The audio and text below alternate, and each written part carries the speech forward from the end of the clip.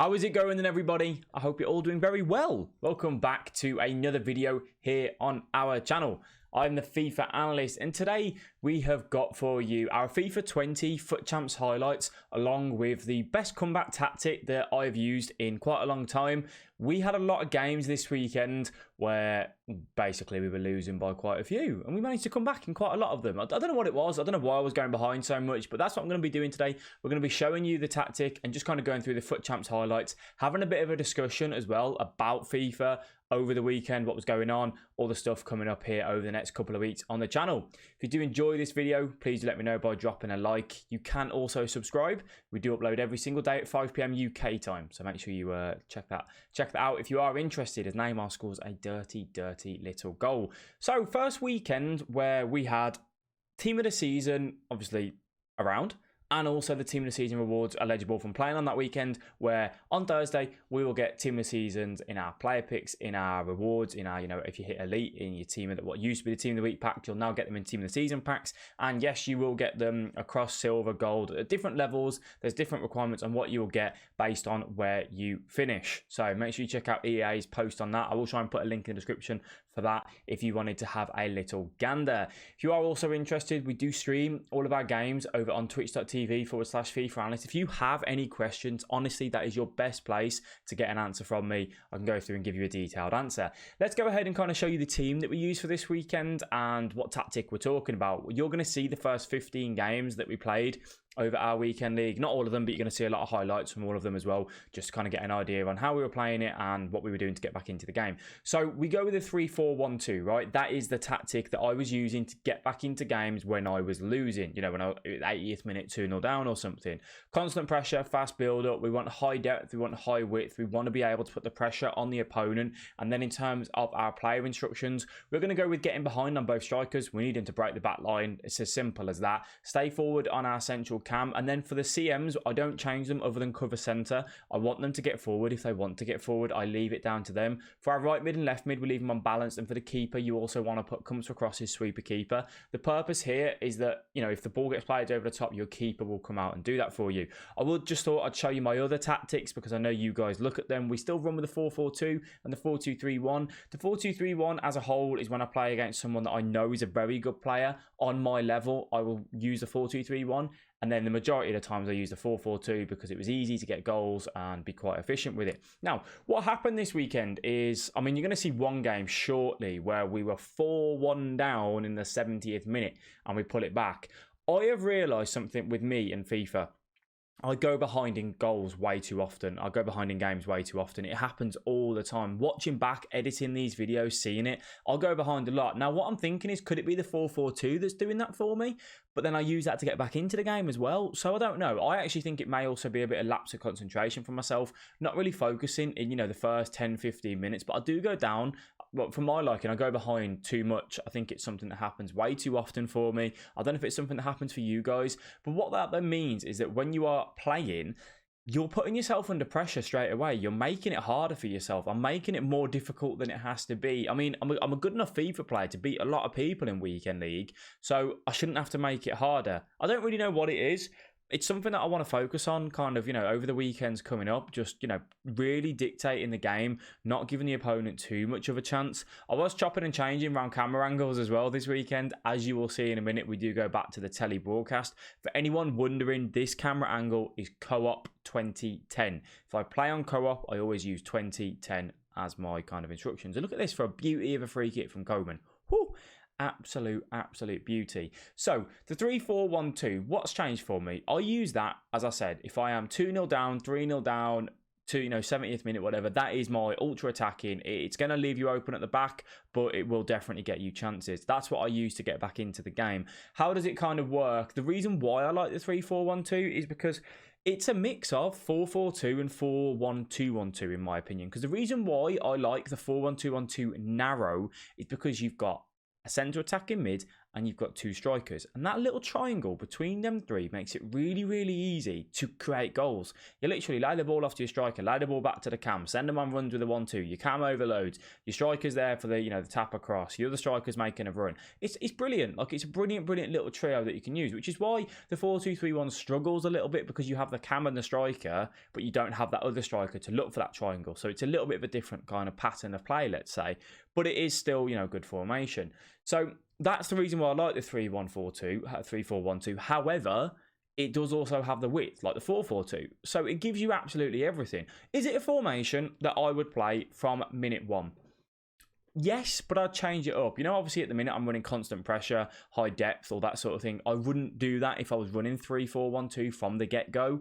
I'd have to lower it a little bit, but I actually think it could be a fairly decent formation to use against someone, maybe that's part of the bus, that's sitting on this one depth, or whatever it is that you find that you struggle with. Having a variation of that could really, really mean that you can dictate the play. The only concern I would have is that you may get caught out on the counter-attack. So you need to make sure you've got good centre-backs with pace that obviously, you can make up for that if you do get counter-attacked on, and you really, really need to make sure you don't dive in. But it was a good tactic, was a good formation. It saved my bacon loads of times, honestly, loads of times throughout this weekend. I mean, Comeback King, as we got in the thumbnail, that's pretty much what it was this weekend. I mean, the stream loved it. I mean, maybe I was doing it for entertainment value, making it hard on myself, but it was definitely something that I do need to work on. I do need to stop going behind in these games and making it difficult for myself.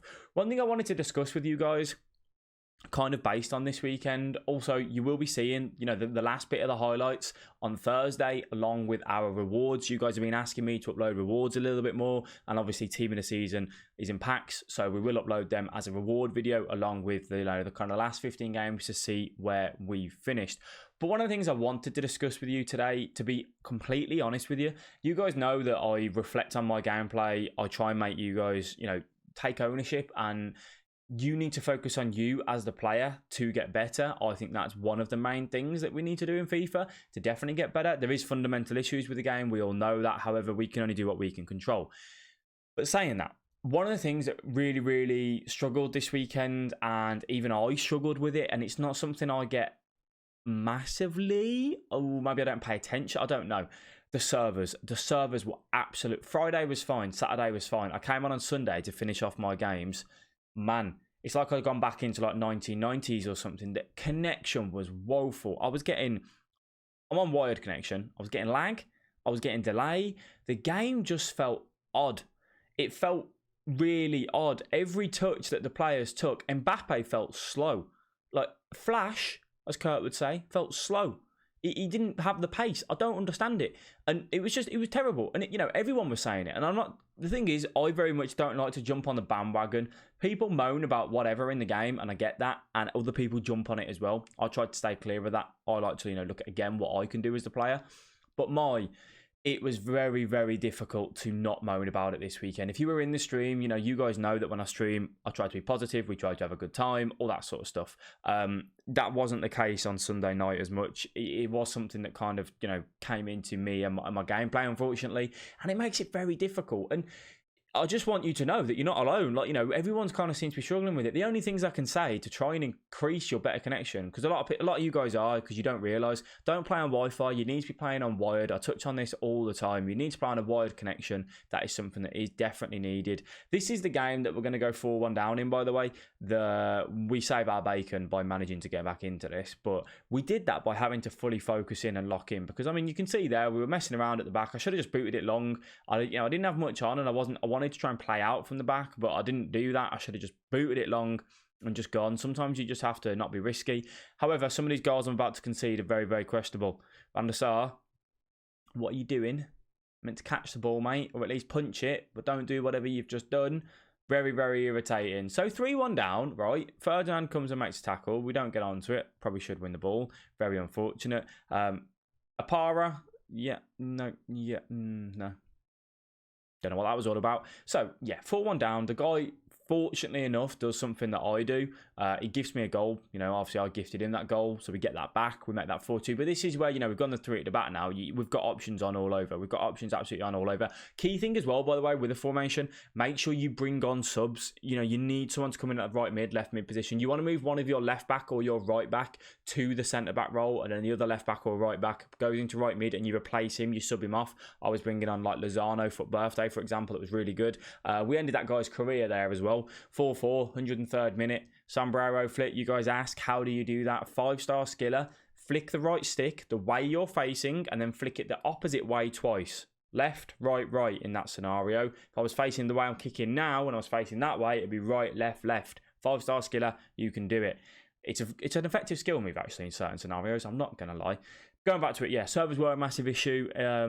Obviously, people were sweating as well because the team of the season's impacts on Thursday for rewards. People wanted the best possible rank that they can get, and I don't blame them. So people were holding the ball a little bit more as Messi does that. Look at that. Look at that for a finish, man. This is what I mean, going behind in games. I'm going to go 2-0 down here. It's the 22nd minute. Why do I make it hard on myself? Anyway, yeah, so people were sweating this weekend. So don't be upset if you didn't get the best result, that, you know, you didn't get your normal result. It has been very difficult this weekend. Even I struggled. We finish off, you know, this video for you today. We get to 15-0. If you're in the stream, you know how it finishes. Not really how it probably should, but oh well. Is what it is. So yeah, don't be disappointed if you didn't finish the best that you can. Just try again next weekend. And the servers did play a massive issue. I'm not going to lie to you. Anyone that hit Elite 1+ this weekend, I'll give them credit because it was woeful. I literally couldn't do it. As Mbappe, lovely little first time fake shot. We touch on it all the time. Really effective when you got your back to the opponent. You've not really got the shot on. You have to do something. That first time fake shot does absolute wonders. Lay the ball off. Lasagna comes on. Very good super sub, that is, by the way, the FUT Birthday Lasagna. If you've got the coins for him, you want to get him into the team, make sure that you do. So that was 2 games there that I had to come back in because we go 2-0 down, 4-1 down. We managed to do it just about. That put us on to 12-0, sorry, that did. And then 13-0. And this was a very tight game as well. Managed to grab that goal with Neymar. This was a game that was a little bit delayed.